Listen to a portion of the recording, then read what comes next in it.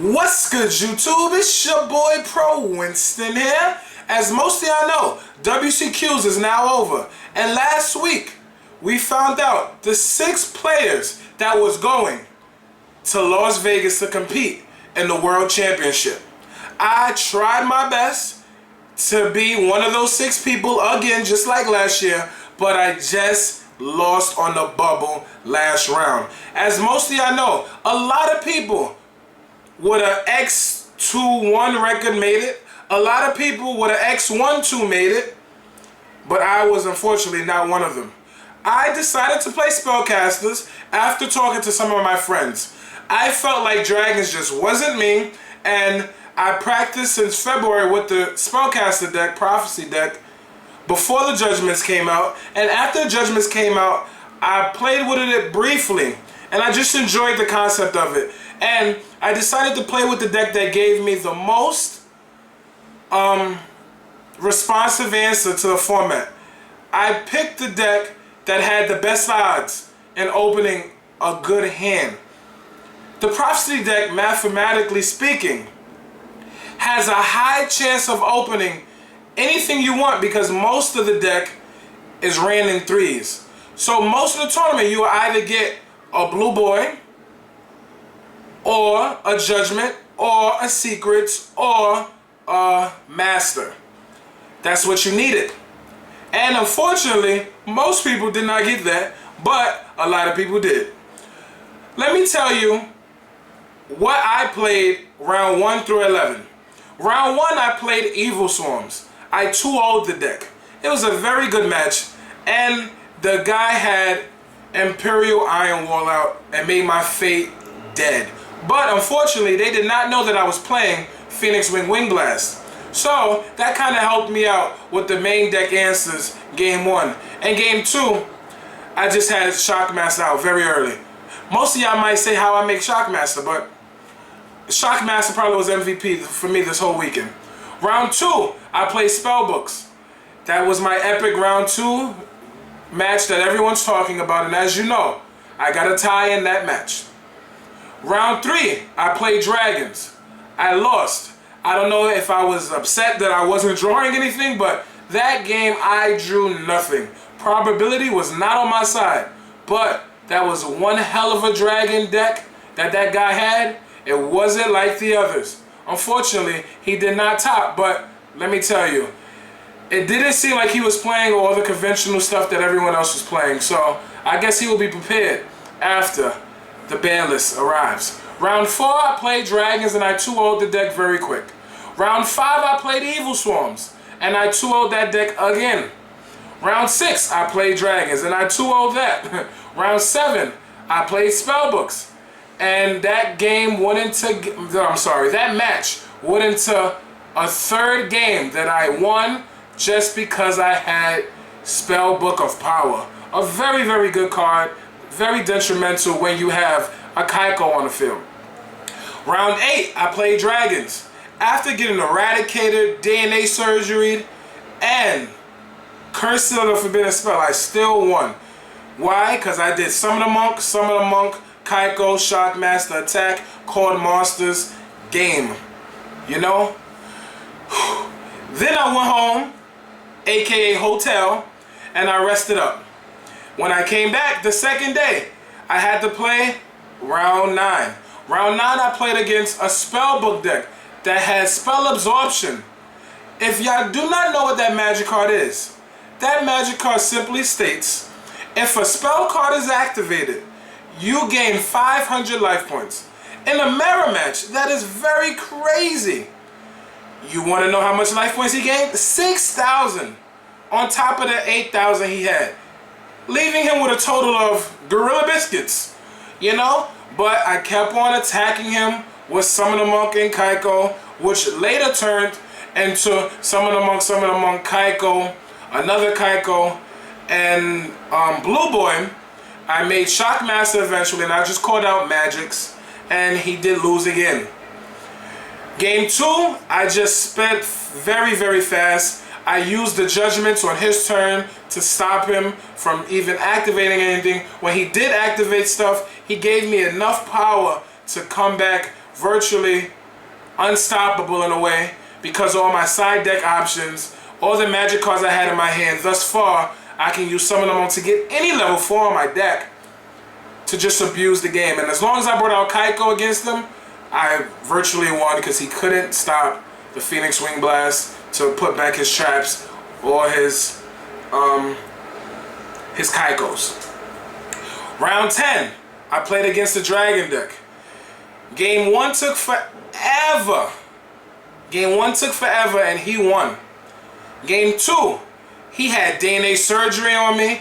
I got eradicated, I believe. He flipped DNA surgery and called fish, and I won that match because of Phoenix Wing Blast. And I top decked my monster, summoned it on the field. We won at the time, and unfortunately, at the end of the 5th turn, he could not deal that much damage to me, so I won. But you know the rules of Yu-Gi-Oh! If it's 1-1 and there's no more time left in the game, in the match, it's a tie. And I did not want that tie because then my record was 7-1-2, leaving me with a total of one more game, one more match that I have to win. Round 11, the very last round I played, the last time I touched my deck, I played against yet another Dragon deck, and it was against one of my friends. And sure enough, I won game 1, he won game 2, but game 3, I had a very promising board, but he did a very good move. He spaced, chained the Eradicator, sent the Fusional Dragon to the graveyard, and therefore, I lost. He got rid of my tower, and he got rid of my Starhawk, and I did not have anything because he made my Starhawk and tower miss timing. And saying all that, guys, I hope you all know that my end record was 7-2-2, leaving me with a total of 23 points.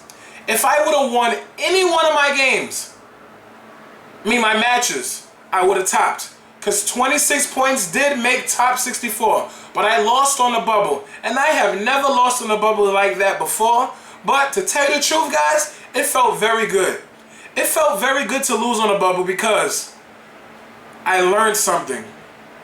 I learned that going into a tournament of this caliber, you really do have to keep track of your points, and you have to keep track of the top tables. A lot of people at top tables had ties. So that tells you one thing. A lot of people with ties will make it.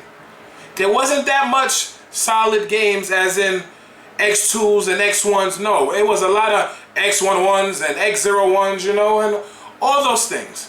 But without any further ado, let's get into the deck, guys. This is my Spellcaster deck that I played with in the WCQs last weekend. 1 Priestess, 1 Jowgin, 1 Drolin Lockbird, 1 Defender, the Magical Knight, 3 Kycoos, 3 Blue Boys, 1 Magical Mallet, 1 Book of Moon, 1 Spellbook of Eternity, 2 Towers, 2 Wisdoms, 2 Powers, 2 Fates, 2 Masters, 3 Starhawks, 3 Judgments, 3 Secrets, 3 Crescents, 2 Phoenix Wing Blast, 1 Solemn Warning, 1 Bowser's Trap Hole, and one of my personal favorites, thanks to my friends at the last minute, 1 Wabaku. That's the main deck. Now, the side deck goes 1 Royal Decree, 2 Rivalry of the Warlords, 3 Mind Drains, 2 Mystical Space Typhoons, 2 Dimensional Fissures, 1 Tsukiyomi, 2 Drolin Lockbirds, and MVP of the weekend, 2 Summon the Monks. Now, the extra deck is 1 Manic Magician, probably saying it wrong, but 1 Maestroke, 1 Shockmaster, 1 Black Strip of Corn, 1 Gachi Gachi, 1 Utopia, 1 Utopia Ray, 1 Darkness, 1 Shining Elf, 1 Digusto Phoenix, 1 Diamond Direwolf, 1 Abyss Dweller, 1 Gaga Cowboy, 1 Papal Aperitif, and 1 Gem-Knight Pearl. I really like the Spellbook deck version that I played because I had a lot of input from my friends and family. Some of my family members do play. And I felt like my choices that I wanted to play was because I felt comfortable with them. For instance, the last minute Wabicle, I was registering my deck and I had 39 cards. And I needed 1 card. I was going to play Solemn Judgment, but I don't feel comfortable with that card. I was going to play the second Balanced Chapo, but I don't think that it's very good against dragons. 1 can catch them off guard, but 2, I don't think you're going to get 2 off. And I felt like I have to stop the 1-turn kills, and if I have it face down and my opponent has a Kycoo in the field staring down my Kycoo, they're going to assume it's fate. So they're going to attack it to kill it, and then I just flip the Wabicle and their monster dies and mine stays. That happens. And it did happen to me a couple of times in the mirror match. That's how I won the mirror. And the reason why I was beating the dragon decks was because I let them spam what they needed to do, and they did not expect Wabicle. So Wabicle was why I won, and I really like that card. And it reminds me of Exodia just a little bit. Now, Magical Mallet.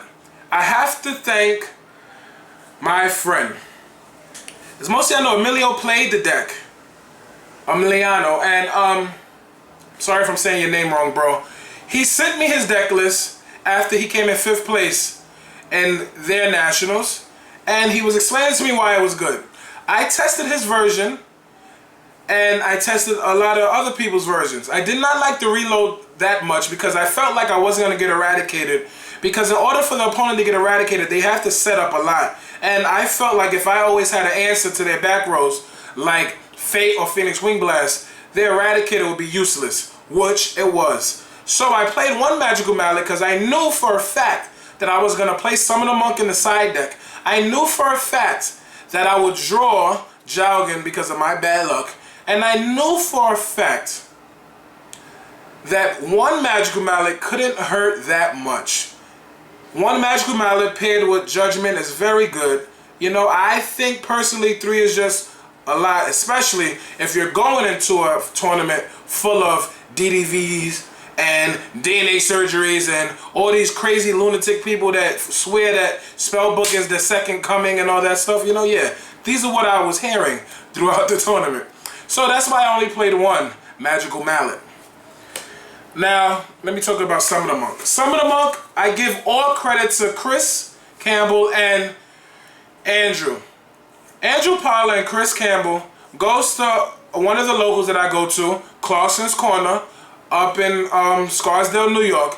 And I play tested with them for a while rather. And they said, Gerard, you should try Summon the Monk. We're playing it. And I watched some of their games, and the way they was winning with Summon the Monk was beyond fantastic. And I said, wow, Summon the Monk is just an easy Kycoo and an easy Shockmaster. So I asked him, can I try it out? And this was totally not my idea. To play these 2 cards, the minute I found out about it, I just rushed and bought it. You know, a lot of people said that a lot of people in other countries and stuff played the deck and played Summon the Monk with it. And I said, well, good for them. I found out from 2 people, and those are the 2 people that will get credit for this card. I take no credit whatsoever for Summon the Monk, but I do take the butt whippers that I was giving people. And the way that I brought out Shockmaster, and I left people blinking. My boy Kev know what blinking is. When I brought out Shockmaster, they was just like, how do you bring out Shockmaster?